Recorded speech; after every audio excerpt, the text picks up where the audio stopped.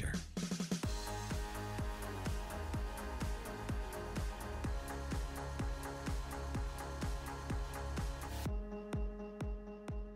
Good morning, Dan, and in for Amy this morning, Kristen McQueary, she of the Chicago Tribune editorial board. And Kristen, over the weekend and into yesterday, President Trump took Amazon to the woodshed, and then the market did with sell-off of Amazon as well as the other FANG stocks. Amazon down 6% yesterday. It was quite the bloodletting. I took a bath yesterday. You did? Yeah, in Amazon or just the market generally? The market combined with poker. Yeah, you're gambling. Yeah. And your brackets blew up. It wasn't a banner day for me financially.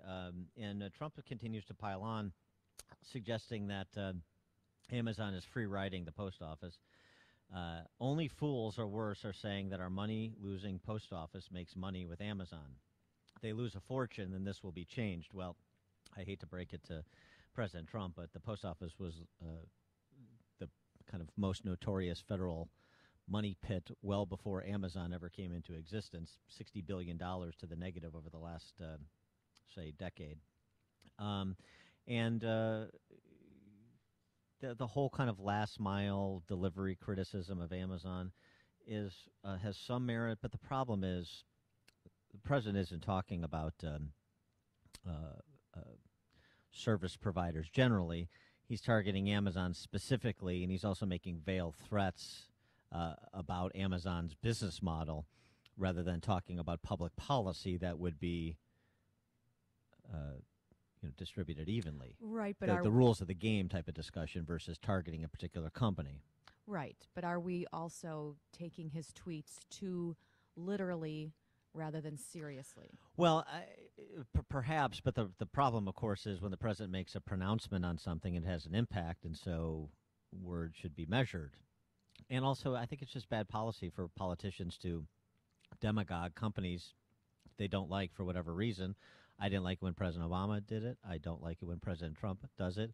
The conversation should be about rules of the game by which everyone must abide, and not targeting unless somebody's a bad actor.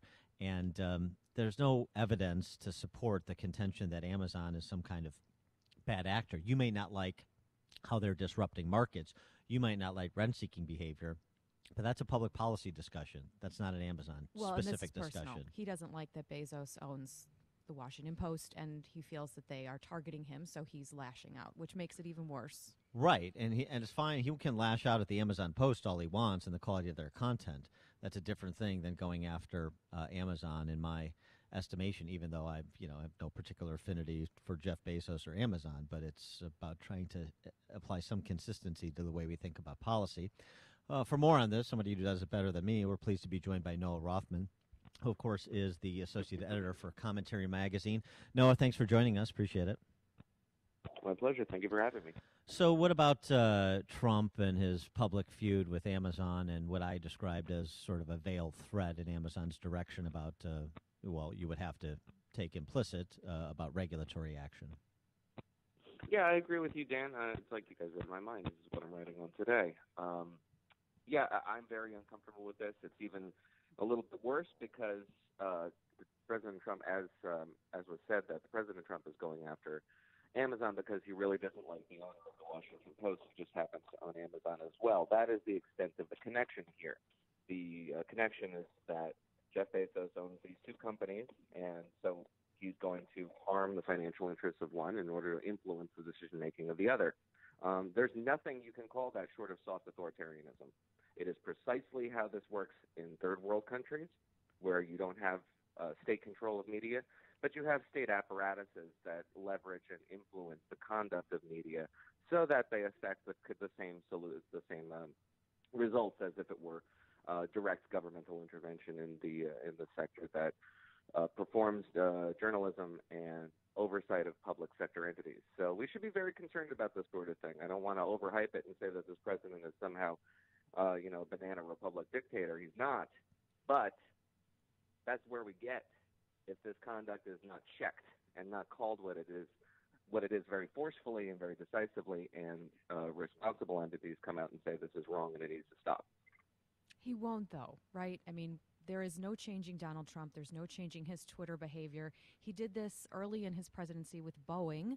He did it with a couple of other companies that were threatening to leave Indiana and go to Mexico.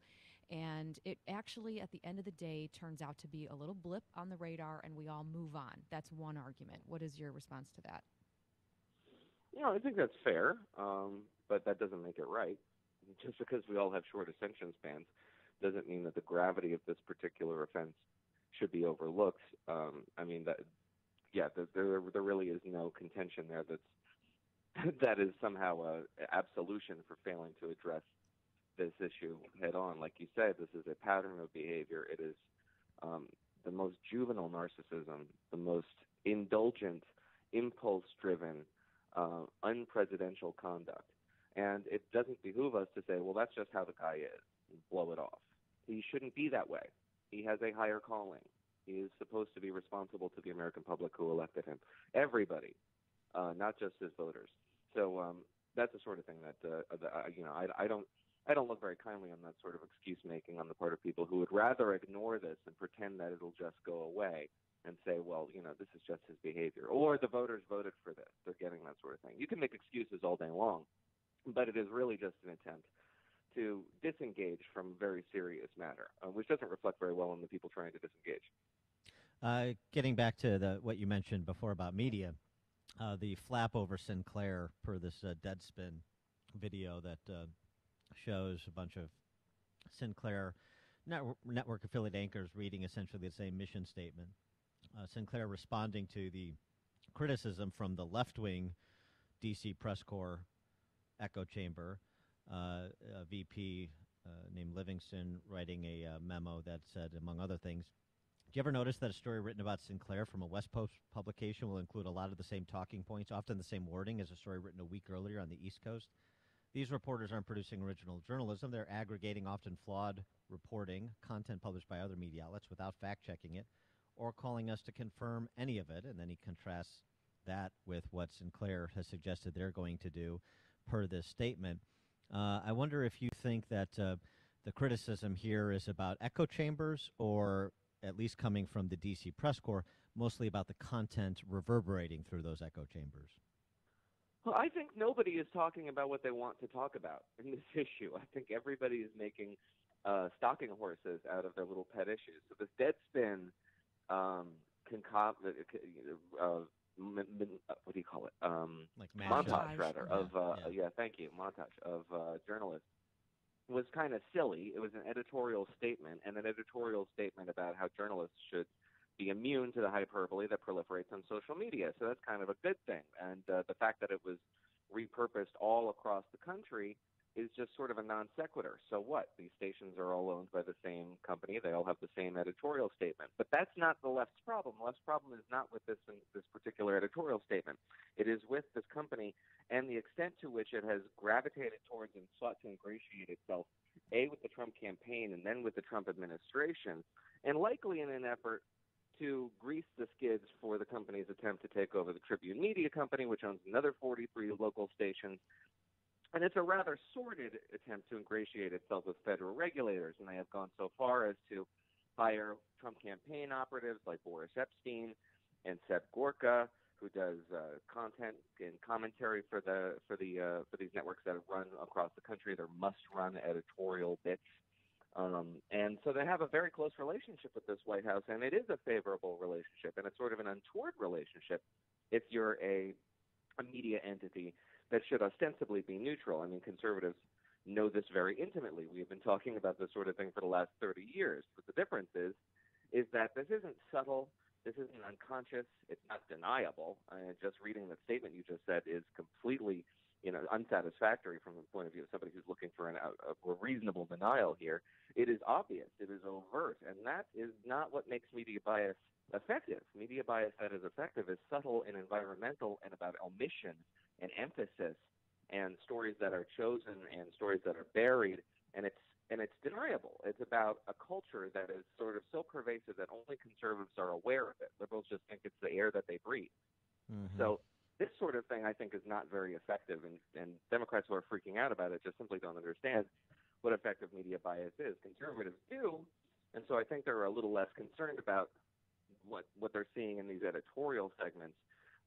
But they should, however, be concerned about this company's efforts too. I think what I believe is an effort to grease the skids for its consolidation of local media firms. So along those lines, so I work for the Tribune, but we're Tronc. We are not part of the Sinclair acquisition, but WGN and some of the other television stations in our market are. And some of the producers for WGN are starting to tweet this morning, and our local media columnist has a piece on this that I'm quoting a tweet from a producer that there is no way any of our on-air anchors and reporters will read their scripted messages on our show. And I think they're going to stick to their previous scripted messages. They're going to stick to their weather, sports, crime. So is there part of this that will die down if journalists do push back? And is that such a bad thing if they do? Yeah, it might. And no, I don't think that's such a bad thing if they do. They can exercise whatever agency they want to. There's nothing wrong with that, in my view. So, yeah, I think that's certainly something that we might see take hold, and there will probably be a conservative backlash to that, as though this is some sort of evidence of a broader liberal bias and liberal abilities to shape the culture in these newsrooms. But I don't think there's anything wrong with that, because frankly, I do think it's a little creepy to be having these editorial segments about national issues, about media bias on these local news shows. I mean, there's so many venues where that is done today and done very well in a way that it wasn't done 20, 30 years ago. I mean, there's a media bias, checking media bias and being aware of it. It's an industry now in a way that it really wasn't a generation ago. So I don't necessarily think that it is the place of these local news outfits to be doing what people like us do. Yeah, I was trying to make a case earlier to Dan. I don't think I convinced him, but that part of it is, of course, what you're suggesting, that there's a discomfort with that this is conservative talk and a conservative leaning statement using words like fake news that is very Trumpian, but also reporters, conservative and liberal, are trained to try to be independent thinkers and to question authority, and so part of this is just pushback against corporations, which happens in newsrooms around the country on a routine basis, wouldn't you say? Yeah, I would think so. That doesn't make it right. I mean, just by virtue of the fact that bias exists doesn't make it something that we should, live with. Conservative media bias is in ostensibly neutral venues that are designed and present themselves as objective. It's just as insidious as liberal bias would be, and everybody should be aware of that. It's not as though you can somehow flip a switch and then make up for 20, 30 years of liberal bias by being conservative all of a sudden. If the design is to be neutral and objective, I think everybody would agree that is the perhaps unachievable, but nevertheless noble goal. So that is what we should strive for. And anything that fails it's failed in the effort there, if not the attainment of objectivity, is going to alienate people and alienate audiences. And that's just bad business.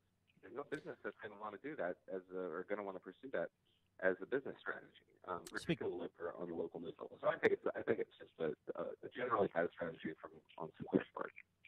Speaking of business, your reaction to Jack Abernathy and Fox backing Laura Ingraham over this flap about her tweet directed at David Hogg, and then the half a dozen or so advertisers fleeing her show under pressure from the zeitgeist of the Parkland students. Yeah, well, they don't really have any choice over Fox rather than to back their talent. If they didn't, it would be a disaster. That would be a really bad decision on their part. It would probably result in a crisis of confidence over at the network and across the medium in general. It would demonstrate to people who think you can boycott advertisers and get talent off the air regardless of how successful they are, that those tactics are really effective. I mean, they have no choice. I don't know if anybody can defend what Laura Ingraham said or what she did. I think her conduct was really rather juvenile. It's why you don't get into the mud with teenagers, because they will always out-teenager you. I don't know what she was thinking, and I think a suspension is probably not undue, whether or not there were a boycott of her advertisers, but to lose her job over this would be to set a very bad precedent. And I think the advertisers who are fleeing her show are doing themselves no service necessarily because they are, again, bowing to pressure. This is not a new tactic. Conservatives and liberals have appealed to this firing by boycott of advertisers for over a decade now. And I think it's rather asymmetric warfare. It's sort of insidious. I don't especially like it.